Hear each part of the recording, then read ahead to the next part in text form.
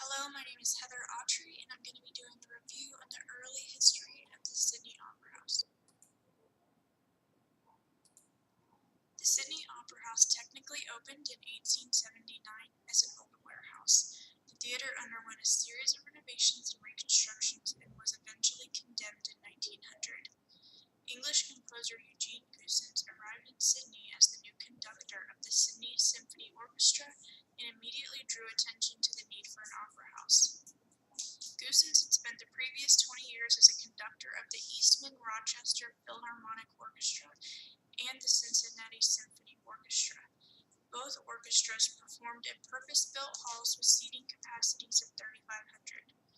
According to the Sydney Morning Herald in 1947, Mr. Goossens felt that in Australia there was a challenging situation from which something fine could be created for music and for people. His ambitions include a fine concert hall for the orchestra with perfect acoustics and seating accommodation for 3,500 people, a home for an opera company, and a smaller hall for chamber music. He said he saw no reason why a city the size of Sydney, with such keen music interest, should not have these. The NSW government, which is the government of New South Wales, announced that Bennelong Point, a peninsula in Sydney, would be the site for the new opera house. The local architectural community welcomed the choice. They were quoted saying, "We believe this to be an outstandingly suitable site which, if properly developed, would provide a setting for the opera house which would be unrivaled throughout the world. It would also provide a wonderful improvement to the Sydney foreshore." In 1956, a program and guidelines for an international competition for the National Opera House at Bennelong Point, Sydney, were released. It included a 25-page booklet and black and white photos of Bennelong Point. The competition was arranged by a committee selected by the Premier, Honourable Joe Cahill, and the Government of New South Wales.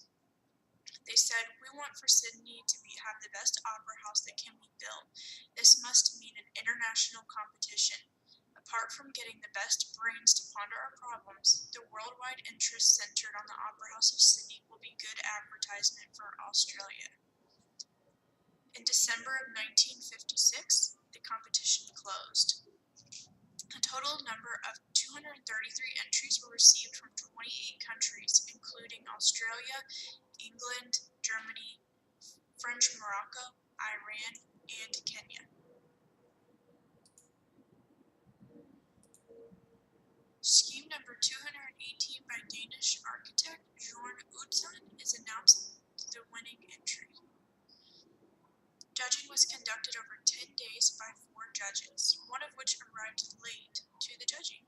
According to a popular anecdote, this judge retrieved Utzon's scheme from the entries that were already discarded.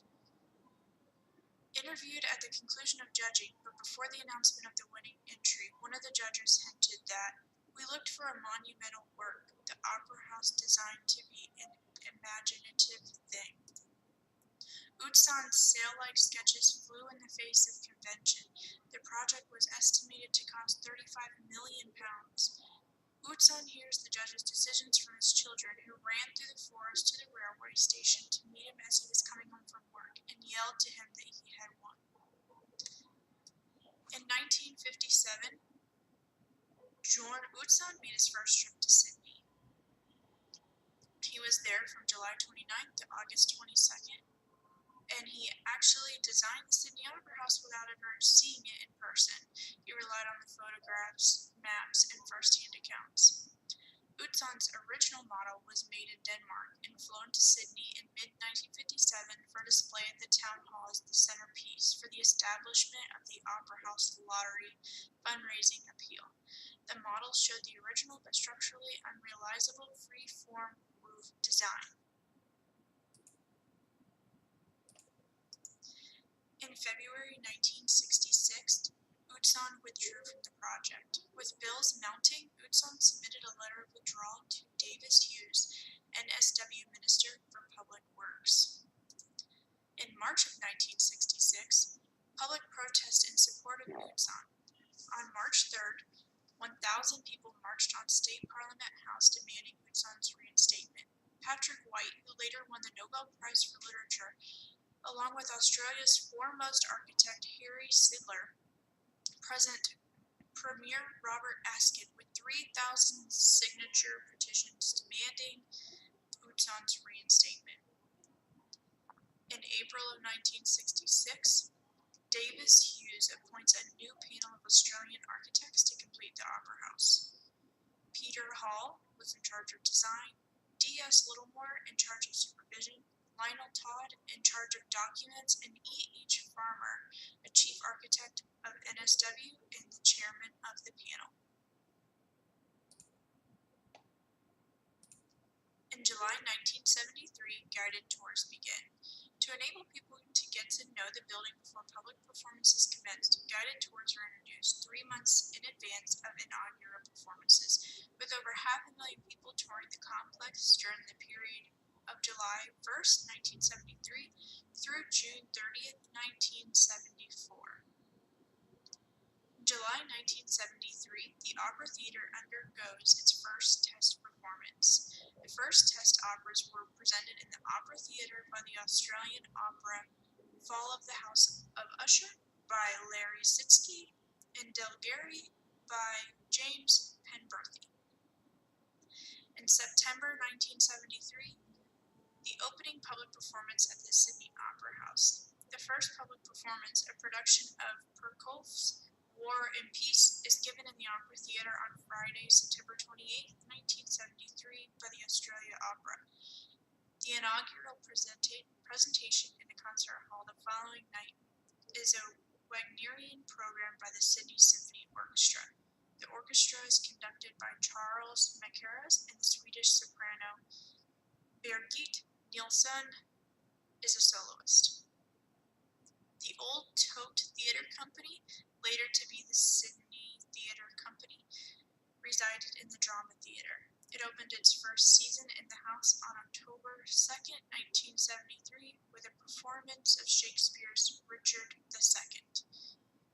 The Australian Ballet opened its premiere season with a production of The Sleeping Beauty on December 7th, 1973. It is devised and directed by Robert Helpman, with choreography by Peggy Van Praagh and costumes and decor by Kenneth Rowell.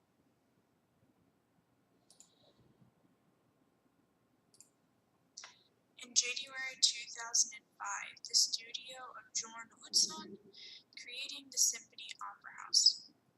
The studio of Bjorn Utzon is the most comprehensive exhibition of designs and inspirations of Danish architect Bjorn Utzon for the Sydney Opera House. The exhibition portrays Utzon's personal design process and reflects the diverse sources of his inspiration.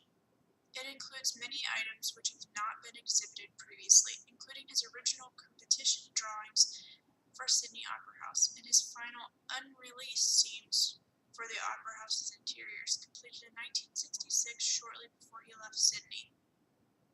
It also includes his current ideas as he works again on Sydney Opera House as its architect, in collaboration with his son, architect Jean Utzon, and Australian architect Richard Johnson.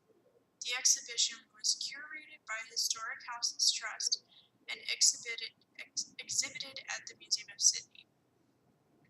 In November 2008, Sydney Opera House pays tribute to Bjorn Utzon. The visionary Sydney Opera House architect Bjorn Utzon died peacefully in his sleep in